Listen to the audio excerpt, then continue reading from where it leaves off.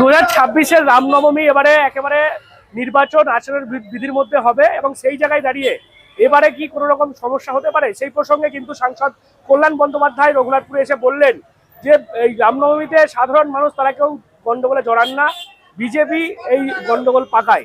আজকে প্রচারে বেরিয়ে এমনটাই জানাচ্ছেন কল্যাণ বন্দ্যোপাধ্যায়। তার যেটা বক্তব্য যে এর আগেও রামনবমীতে দেখা গেছে রিস্টাতে ঝামেলা হয়েছিল, সেখানেও তিনি অভিযোগ করছেন দিলীপ ঘোষ সেই উস্কানি দিয়ে সেই ঝামেলা করেছিল এবং এবারেও যে দেখা যাচ্ছে যে রামনবমী সেটা যদি কোনো রকম ভাবে অশান্তি হয় তার জন্য দায়ী থাকবে নির্বাচন কমিশন, এমনটাই তিনি কিন্তু বলছেন।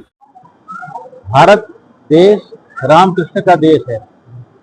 यह भगवान राम ने रावण को मारने के लिए अवतार लिया था, भगवान कृष्ण ने कंस को मारने के लिए अवतार लिया था।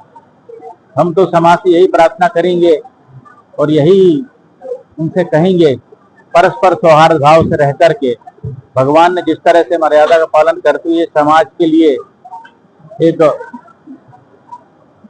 उदाहरण प्रस्तुत किया था, उसी तरह से हम लोग उनका आराधन करते हुए और उनकी जो मर्यादा उनके बताए जो मार्ग पर चलते हुए अपने भारत देश को और ऊंचाई पर ले जाएं, जिससे वो विश्व का गुरु बन जाए। इधर इलेक्शन चल रहा है वेस्ट बंगाल में, इसमें रामनवमी के लिए जो ऑस्ट्रो मिथिल हिंदू लोग बरकत है, इसके बारे में आपका क्या था? उसमें ऐसा किसी को ऊंचा नीचा दिखाना ठीक नहीं है। प्यार से हम लोग उत्सव मनाएं, मर्यादा के साथ।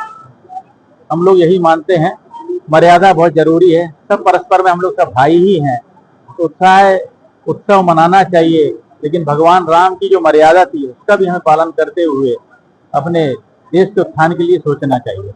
परमो धर्मा लिखा ही है, अहिंसा ही होना चाहिए, प्यार परस्पर प्रीति में रहना चाहिए। सब अपना अपना धर्म मनाए, अपने अपने उत्साह मनाए, अपने अपने धर्म का पालन करें, यही हम लोग मानते हैं। হাইকোর্টে রামনবমী নিয়ে কখনোই কোনো অশান্তি হয় না। অশান্তি কারা করে? বিজেপির লোকরা অশান্তি করে, বিজেপির লোকেরাই অশান্তি করে। দিলীপ ঘোষ অশান্তি করে গেছে, একবার দেখেছিলেন রিস্টাতে।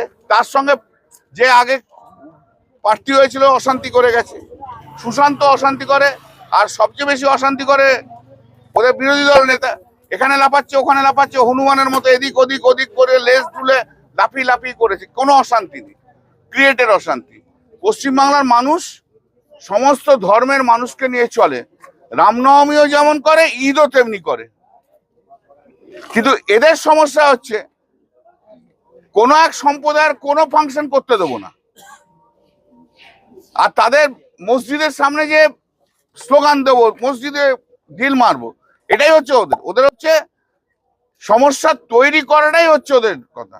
আর এবারে কি আছে? এবারে যদি হয় তাহলে কার দোষ হবে? Chief election commissioner. যা একটা ইডিয়েট লোক বসে আছে, কি হবে কে জানে।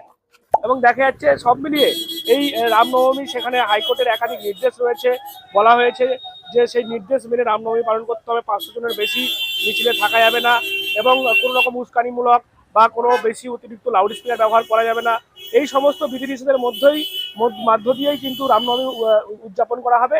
আর সেই রামনবমীতে কোনো রকম কি যে অশান্তি বা এরকম কিছু হতে পারে সেই প্রসঙ্গ নিয়ে কিন্তু সাংসদ কল্যাণ বন্দ্যোপাধ্যায় বলছেন সাধারণ মানুষ রামনবমী সুন্দর করে পালন করেন। শুধুমাত্র রামনবমী নয়, পশ্চিমবঙ্গে সমস্ত ধর্মের উৎসবই কিন্তু শান্তিপূর্ণভাবেই হয়, কিন্তু সেখানে রাজনৈতিক দলগুলো বিশেষ করে বিজেপি সেখানে উস্কানি দিয়ে অশান্তি সৃষ্টি করে। এমনটাই আজকে রঘুনাথপুরে প্রচারে এসে বললেন সাংসদ কল্যাণ বন্দ্যোপাধ্যায়। আপনারা কি বলবেন এই বিষয় নিয়ে? অবশ্যই কমেন্ট করুন কমেন্ট বক্সে। এরকম আরো খবর নজর রাখুন ডিএনএন বাংলা। ডিএনএন বাংলা সবার মনে সবার ফোন।